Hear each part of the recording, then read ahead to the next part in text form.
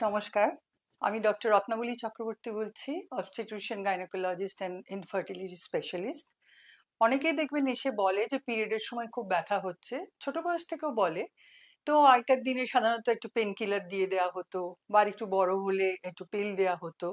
কিন্তু এখন খুব পরিষ্কারভাবে বলা হচ্ছে যে আমাকে আগে জেনে নিতে হবে যে ইনার এন্ডোমেট্রিওসিস রোগটির প্রথম অংশটা শুরু হয়ে গেছে কিনা।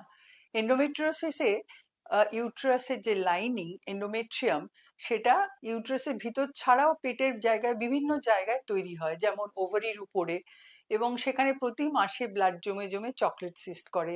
কখনো এটা ব্লাডারের উপর হয়, কখনো ইউট্রাসের পিছনে লার্জ ইন্টেস্টিনের উপর হয়, এবং মেনলি পেন নিয়েই আসে। সেই জন্য আজকাল ছোট বয়সেও যদি আসে আমাদের মাথায় এন্ডোমেট্রিওসিস রাখতে হবে, এবং লাগলে আমাদের ওষুধ সেই সময় থেকে শুরু করতে হবে, যাতে পরে এটা বড় হয়ে না যায়। এবং বড় হয়ে গেলে অনেক সময় আমাদের সার্জারির সাহায্য নিতে হয়। সেই জন্য আমাদের ছোট বয়স থেকেই কিন্তু গাইনোকোলজিস্টকে দেখিয়ে এটার ব্যবস্থা করতে হবে। নমস্কার।